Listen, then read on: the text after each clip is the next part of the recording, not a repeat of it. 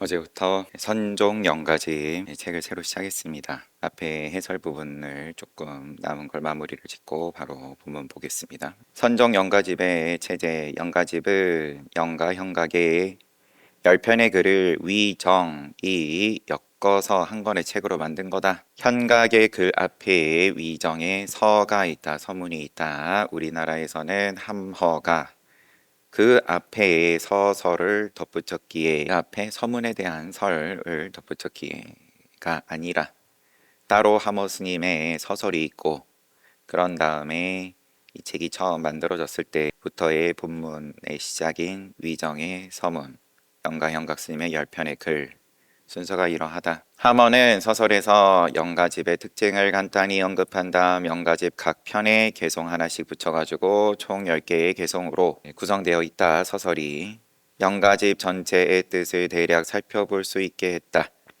위정은 누구냐? 관리로 있으면서 현각을 가까이 모셨던 적이 있어. 그러면 육조 스님으로부터 공부 점검 한번 하고 이제 그런 다음에 도로 돌아가가지고 누나를 모시고 살았다 아마 이제 그렇게 나왔죠. 세상을 등지고 그런 게 아니라 이제 관리하고 가까이 했다 하니까 가르침을 적잖이 펴섰던 모양이에요. 현각의 사상뿐 아니라 현각의 실제 인품을 잘 알았던 사람이 위정이다.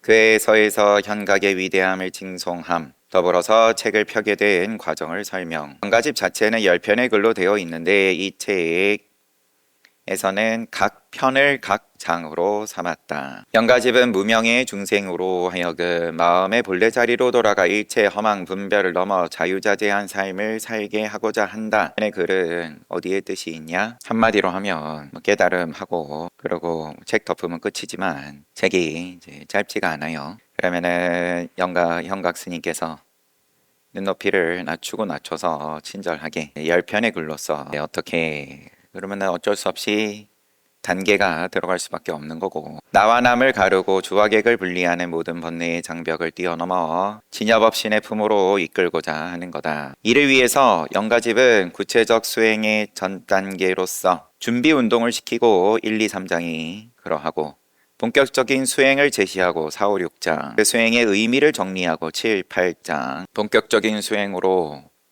깨닫고도 그러고도 또 헷갈릴 수 있죠. 미할 수 있죠. 그러니까 해탈 직연양까지 이야기를 하는 해탈 직연이 스스로 깨달았음에 대해서 명확하지 않으면 그러면은 뒷소리도 또 필요한 거죠. 수행의 의미를 정리하는 게 필요한 거예요. 자, 지금은 헷갈릴 수 있지만 그 의미가 이렇고 이래. 마지막으로 그에 합당한 삶의 방식을 제시하고 발언한다. 9장, 10장 삶의 방식까지 얘기를 해요. 깨달은 입장에서의 의미는 뭐 한번 더듬어 보긴 했지만 사실상은 이제 깨닫지 못한 입장을 위한 7, 8장이고 90장인 거겠죠. 자, 이런 과일을 수확할 수 있으니까 농사 열심히 지어봐. 깨닫고 난 다음에야 본래 농사도 아니었구나 하는 건 그때 얘기고 그러면 4, 5, 6장에서 책 덮으면 되고 삶의 방식이라 이제 봐보면 알겠죠. 처음 3개의 장은 준비운동 장, 본격 수행에 들어가기 전의 과정이다. 제1장에서는 도를 닦고자 하는 마음 자세, 2장에서는 구체적인 삶의 태도, 도를 닦고자 하는 마음 자세는 이렇고 요래야 돼. 삶의 태도도 이래야 돼. 3장에서는 본격 수행에 들어가기 전에 신구의 삼업을 청정히 해야 함을 논한다. 이어지는 3개의 장은 이제 본격적인 수행 이야기하는 부분이 당연히 핵심이고 제4장은 사마타송에서 주객 분별을 넘어 경식, 쌍망, 경계할 때 경, 그 다음에 식, 쌍망의 영지로 나아가는 길을 밝히고 경계든 식이든 그러면 쌍으로 쓸어버리는 건지 하긴 사마타이니까요. 그칠지이니까 5장에서는 윗바사나송에서는 그 절대의 관점에서 다시 일체 현상을 바라보는 방식을 논하고 어쩔 수 없이 이제 순서가 있어요. 그친 다음에 그러고 이런 거 저런 거 덕지덕지 붙이지 않고 본다. 나도 지금 잘 본다라고 하지만 그렇게 보는 거 말고 그거는 육안으로 보는 거다. 내가 그럼 천상에 나서 그러면 천안 아니냐? 그것도 육안이다. 역계, 색계, 무색계의 눈은 다 육안이다. 다 멍멍이 눈이다. 그러다 보니까 그러면 먼저 좀 쉬어라. 네, 사마타 이야기하고. 근데 이제는 더욱 친절하니까 그러면 또 그거를 위한, 그치는 것을 위한, 쉬는 것을 위한 준비 운동을 또 얘기하고, 신구의 삼업을 청정히 하는 계율을 잘 지키고 등등. 여튼 그래서 윗바사나에서 그렇게 그친 후에 한번 봐봐라. 그럼 지금까지 보던 거는 멍멍이 눈으로 육자 우필차송에서는 사마타와 윗바사나 지와 관 둘을 함께 취하고 또 함께 버리는 중도의 길을 제시한다. 그러니까 말 그대로 개정의 사막 얘기할 때 그거 자체가 보통 이야기하는 순서인데 계율을 잘 지켜서 준비 운동해서 선정에 들어서 념이 좀 쉬고 헐떡거리던 마음이 숨 넘어가던 게, 그래서 허우적거리던 게 좀 잦아들고 나면 진정되면 그냥 그러고 나서 지혜라든지 뭐 윗바사나라든지 이런 소리가 내지는 방편이 귀에 들어오고, 그렇지만 우필차송에서는 사마타 윗바사나 내지는 지와 관 이게 함께다 내지는 또 함께 버린다 중도의 길을 제시한다. 이 셋은 곧 천태의 공관, 가관, 중도관에 해당한다. 이렇게 하여 공, 가, 중이 갖추어지고 나면 제7장에서는 하나의 불법임에도 불구하고 성립하는 3차제인 거죠. 점진적 차례에 관하여 논하고 7, 8장은 수행의 의미라고 앞에서 얘기했죠. 그럼 본격적인 수행으로서 4, 5, 6장에서 사마타 윗바사나 그 다음에 정해상수에 대해서 직접 깨달은 다음에 반대로 또 그 체험을 바탕으로서 자기 수행을 이렇게 정리를 한다. 8장에서는 진과 속, 이와 사가 결국 둘이 아니라는 불입 법문을 제시한다. 이 두 개의 장은 앞에 세 개의 장과 더불어 영가집의 본론을 구성한다고 볼 수 있다. 마지막 두 개의 글 전체의 글의 마무리 9장은 친구에게 보내는 편지글로서 진정한 불의의 삶은 마음가짐에 달려있다는 것을 강조하고 10장에서는 수행자 현각이 자기 자신과 타인에 대해 무엇을 발언하는지를 보여준다. 이와 같은 10개의 장 전체를 육바라밀과 준비운동과 그리고 또 신구의 삼업을 청정히 하는 계획, 그리고 사마타 정, 윗바사나 해, 사막과 연관지어 정리하면 된다. 대승불교의 기본 구조를 아주 정석적으로 따르는 그런 말씀이다. 정리이다. 당신께서는 뭐 보다가 깨달으셨다 그랬죠? 앞에 유마고사, 유마경 보고 안목이 바뀌고 그러고 지내던 가운데 육조스님 제자 만나가지고 육조스님하고도 인연이 되고 청검받고 그걸로 끝났고, 그렇지만 또 중생을 위하는 마음을 철저하게 눈높이를 낮춰서 차근차근 또 순서로서 말씀을 하시고, 선정영가집 서설 1번 선정영가집의 특징, 이 소제목들은 다 요 책 쓰신 분께서 임의로 달았다. 이 일은 혹 한마디 말로 다할 수도 있고 혹 장광설로도 다하기 어렵다. 말이 장황한가 간략한가는 사람에 따른 것이지 법과는 무관하다. 그러면 하모득통 선사의 마음을 한번 또 헤아려 보면 이게 참 많은 우리나라 사람들에게 조선시대 때이니까 이익이 될 거다. 이걸 참 소개를 하는 게 큰 불사다. 그러고 이제 앞에 당신의 말씀을 또 좀 드러내면서, 근데 거기서의 이제 첫 문장이 이 일을 일대사 일을 깨달음이란 건 한마디로도 할 수도 있고 겨자씨로 할 수도 있고 장광설로도 다하기 어렵다. 내지는 또 수미산으로도 부족하다. 말이 장황한가 간략한가 일체의 분별에 대해선 그러면 선지식이 가르침을 방편을 씀에 있어서 그때그때의 일이지 법과는 무관하다.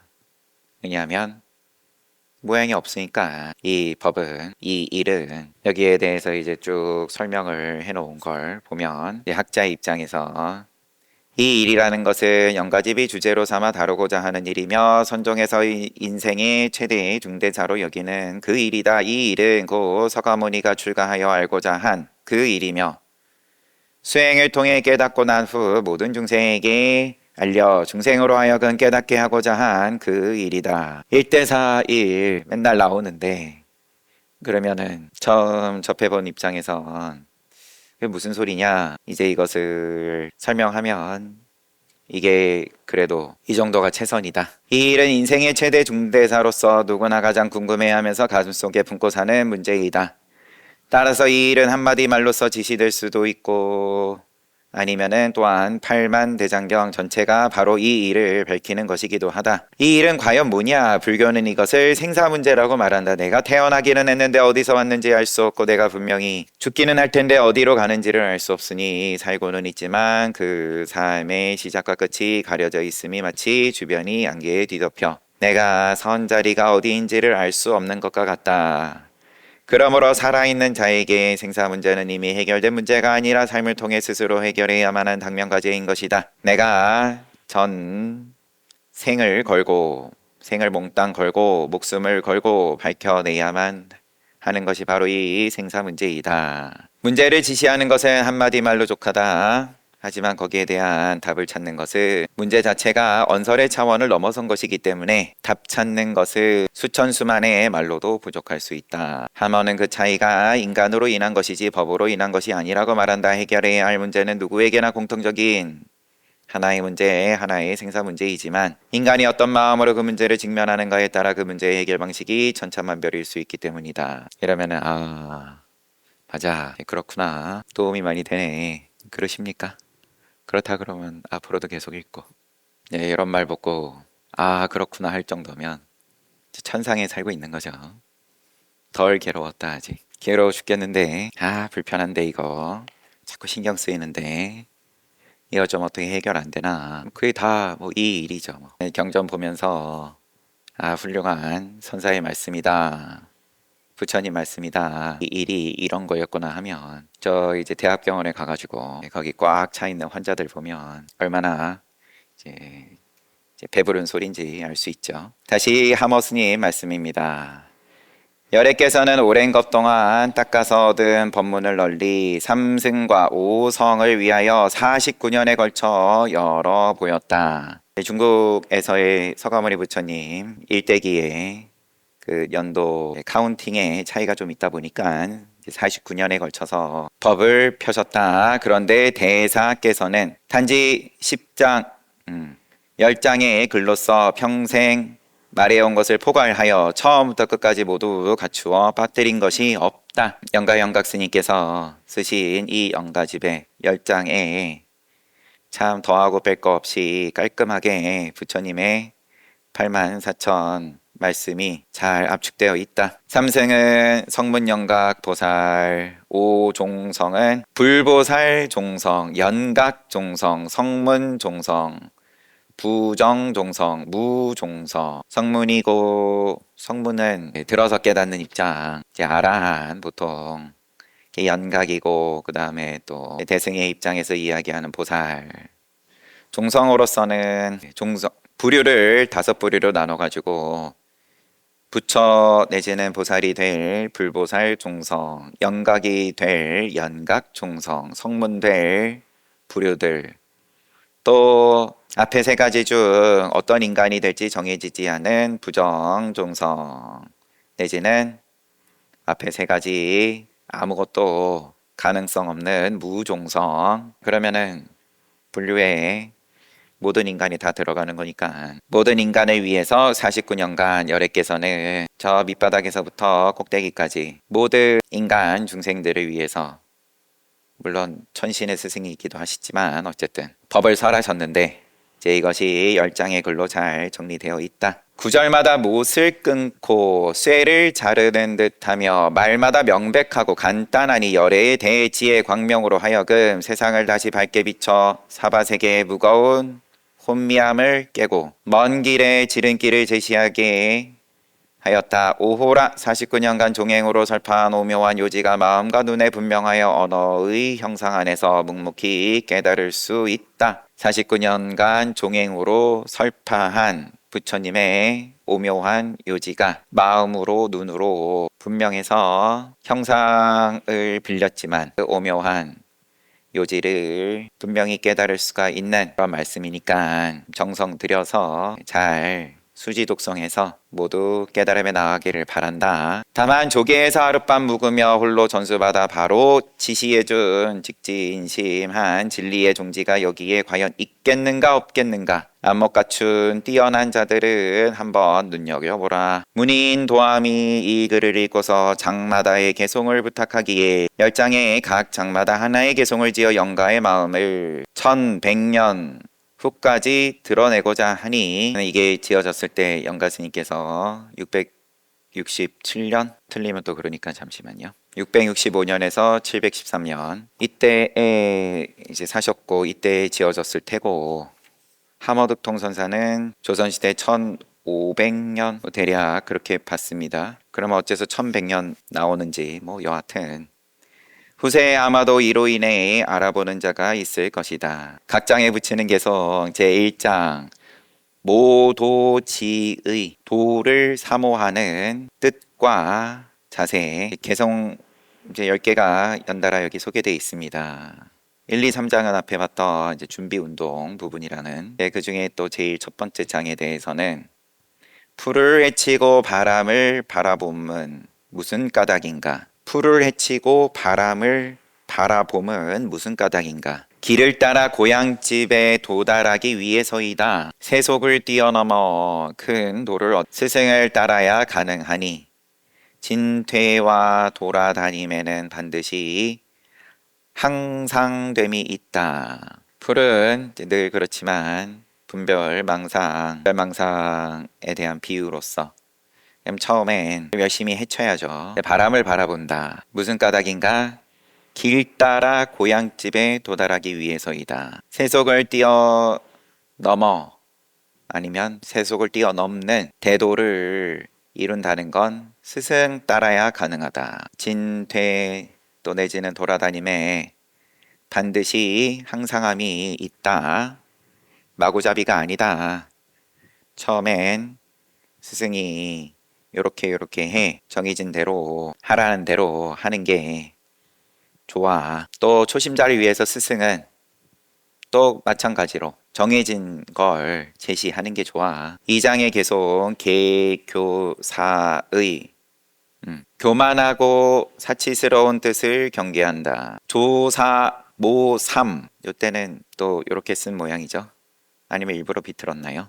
조삼모사가 아니라 조사모삼은 허망한 객진을 따를 뿐, 세 가지 필수 조건이 부족한 것은 맑은 진실에 부합한다. 세 가지 항상상자, 세 가지 항상함이 부족한 것은 맑은 진실에 부합하고 오직 검소한 뜻을 굳게 지킴이 삼학의 바탕이 되니 삿된 마음이 일신을 망치도록 내버려 두지 말라. 삼상은 의식주, 세 가지 필수 조건이 부족한 것은 그거는 축하한다.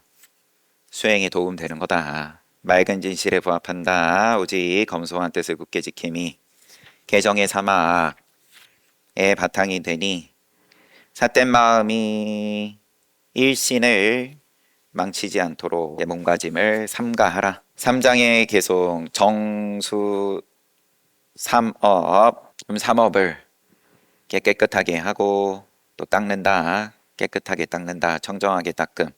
삼업은 화의 뿌리이고 또한 도의 근원이니 화는 모름지기 멸하고 도는 모름지기 원만하게 해야 한다. 칠지를 제거하여 몸과 입을 단정히 하고 삼수를 고요하게 하여 느낌, 수, 심원을 청정하게 한다. 해서 이제 설명되어 있기를 우리 시박중제 금일참에 얘기할 때 나오는 살도, 망, 그 다음에 양설, 기어, 악구 이렇게 해서 총 7개 이게 칠탐진치, 이게 이제 삼수다. 이렇게 해서 준비 운동이 끝납니다. 제4장 이제 사마타입니다. 지 미욕의 구름이 한번 일어나면 본성의 허공이 어두워지니 지혜의 해가 광채를 잃어 밝은 형상이 희미해진다. 구름에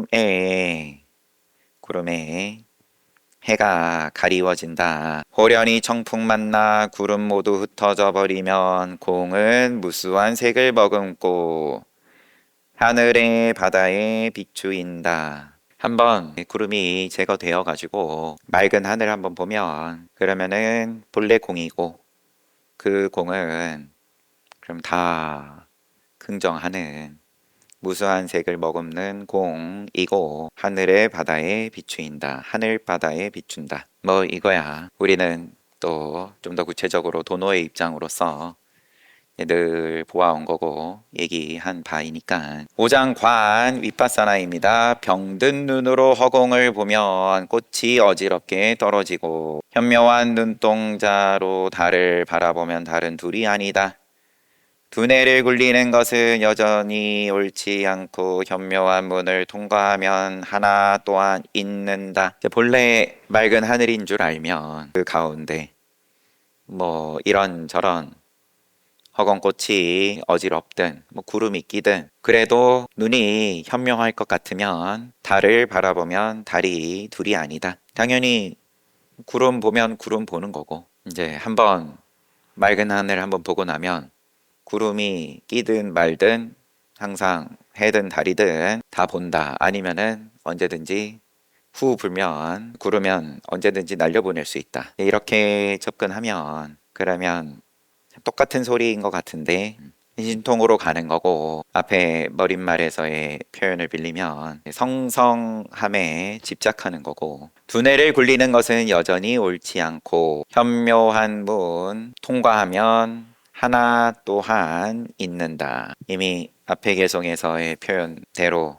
공은 무수한 색을 머금는 거지. 구름을 때려잡아서 맑은 하늘 그거 하나 봤다 그러면 그 하나에 꽂혀가지고 나머지는 다 긍정하지 않는 게 아니라 이 현묘한 문을 통과할 것 같으면 그 하나조차 있는다. 6장 이제 우필차 달이 허공에 오르지 않으면 허공이 밝지 않고 구름이 사물을 윤택하게 하지 않으면 사물이 자라지 않는다. 비 내리는 건 구름에서 내리는 거니까 비와 해가 조화한 후에 시절이 비로소 태평해지니 허공에 달이 높이 떠서 빛나야 우주가 맑아진다. 그래서 여기서는 정해상수 이야기라 했으니까 물론 이제 앞에 개송하고 쭉 이어서 봤을 땐 지금 달이고 해고 구름이 해를 가리웠다가 해를 보고 그러면 이게 사마타 구름을 걷어내서 해가 쨍쨍하고 맑은 하늘 이제 보는 게 사마타고 그렇지만 또 이제 그 구름 덕분에 비 내리고 농사 잘 짓고 풍요를 누리고 이제 그런 거니까 그러면 또 윗바사나로 이야기를 하고 그래서 다 긍정을 하는 그런 개송이기는 한데 제가 뭐 개송 가지고 시비할 건 아니니까 뭔가 그렇게만 보고 넘어가고 싶지 않은 게 있다 보니까 제7장에 대한 개송입니다. 삼승 점차 멀리 간 나그네의 귀향 느리고 빠름의 차이가 있고 하나의 강에 새 짐승은 짧고 김이 서로 다르다. 짧고 길고야 그럼 다리 길이겠죠. 기초를 잘 닦은 후에 나아가야 진실로 허망하지 않은데 어찌 용렬한 무리를 수승한 무리에 견주려 하겠는가. 그냥 간단하게 얘기하면 도노라고 했는데 깨달음은 왜 도노가 안 되냐, 왜 지지부진하냐. 공부하기 전의 입장에서의 투덜거림이든 아니면 퇴굴심이든 아니면 또 공부한 다음에도 여전히 자기 공부에 대해서 이렇게 하나의 강의 새 짐승의 짧고 김에 대해서 자꾸 이제 비교하고 이제 분별하는 그러면은 허망하다. 왜 허망해지냐?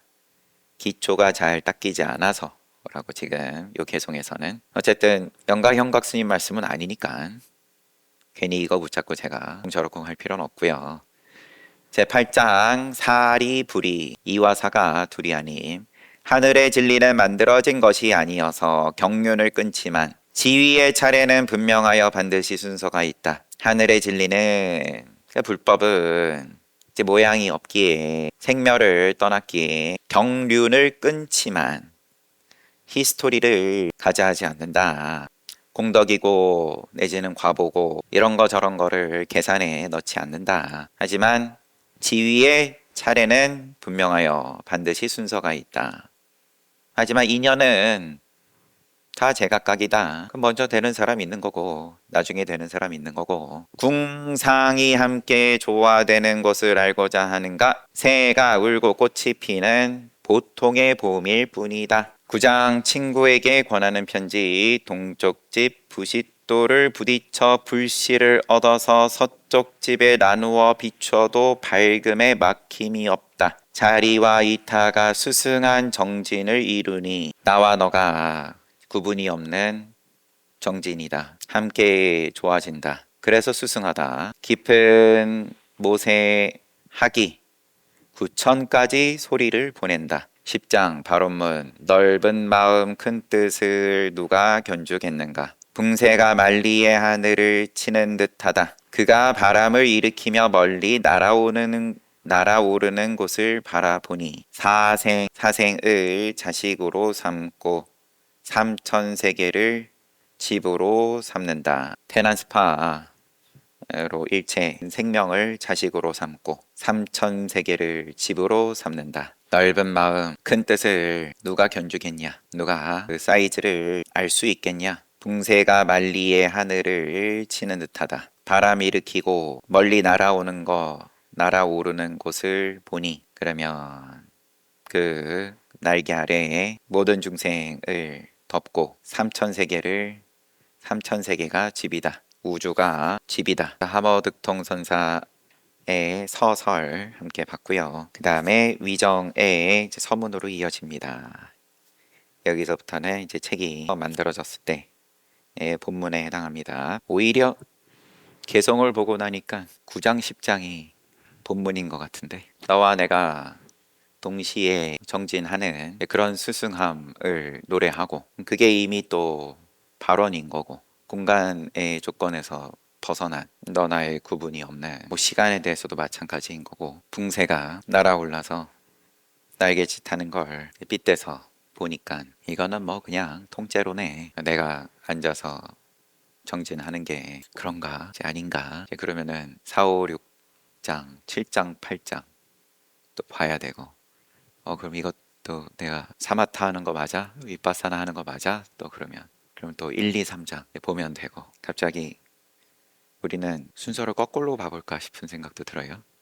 9장 10장을 먼저 보고 그러면은 스님 마음대로 하시는데 뭘 또 쉬었다가 정진합시다.